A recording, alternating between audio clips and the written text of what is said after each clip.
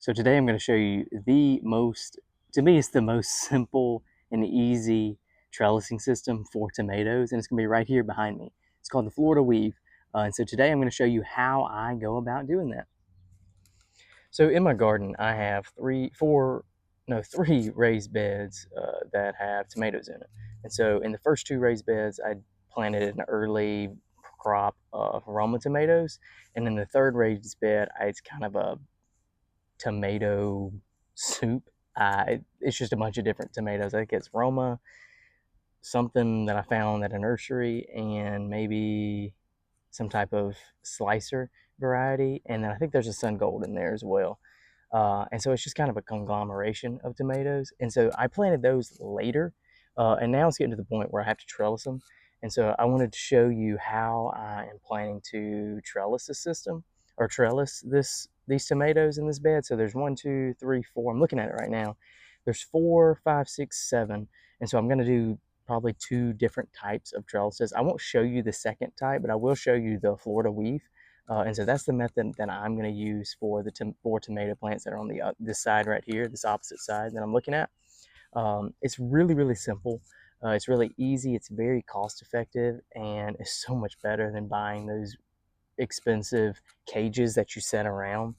And so this honestly requires 2 T-posts, which you can get for $8 or so at Ace Hardware, Tractor Supply, Lowe's, Home Depot, wherever you need to get them.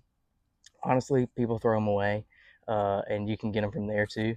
So we have 2 T-posts, and because my beds are really short, so I do recommend if you're doing this Florida Weave, probably put a post every 4 feet, every 4 to 6 feet, depending on the variety of tomatoes.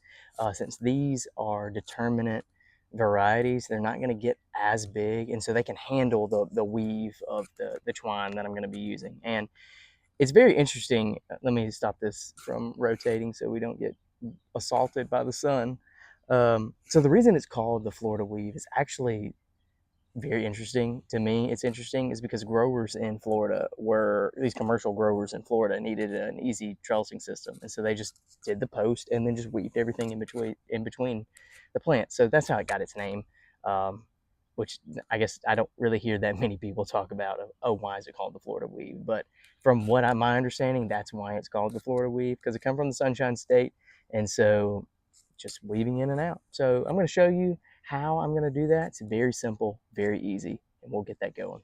So here are the plants in question right here. So we have these 4 plants. So this one, these 2 are pretty upright, but then you have this one that's really flopped out all over the place.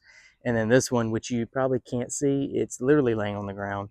And so I am going to start from over here in this corner and just start weaving. So what I'll do is I have it tied to this post, and I'm using this twine right here, just a very simple ball of twine.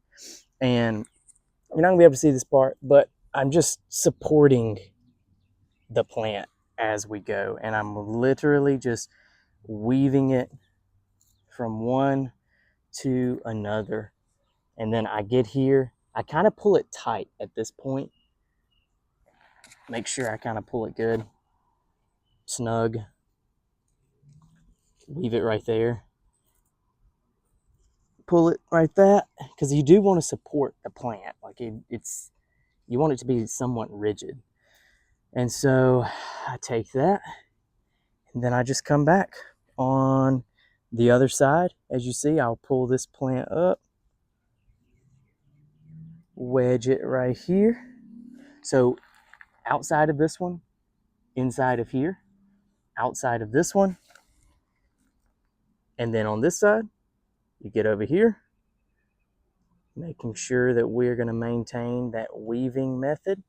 Then I'm coming back around. Again, I'm going to pull tight once I get everything kind of situated.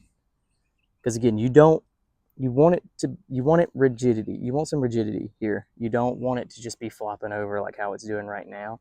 The reason it's flopping is because it's not trellised, and 100% needs to be trellised. It can be kind of finicky, especially when I've let it go further than what it's supposed to be, because these should have been trellised a hot minute ago. But like I said, we had a lot of rain had a ton of rain. That's just part of it.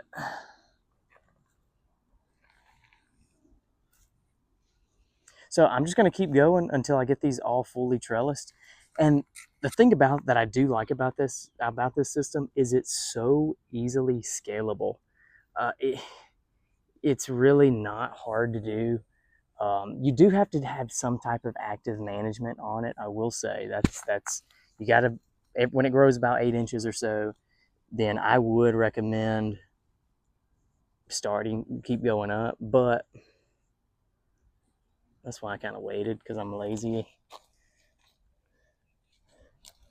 But as you see, we're getting there, keeping the plants up and thriving. That happens too. And since this one over here is a lot shorter than these 3, I don't know why, probably something, there's no telling. And it doesn't have to be perfect, as long as it's supported. Just do the best you can.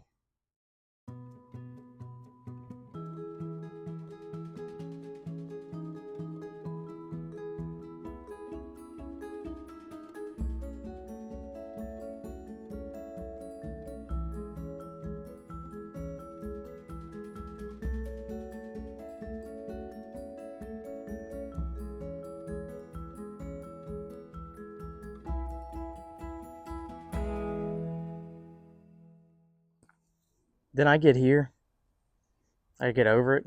Now, some people I just add it later, but I'm just gonna go ahead and do it all now, just so I don't have to go back and do it. Probably gonna come a little bit higher. And then as the plant grows, I can weave the stems in between them.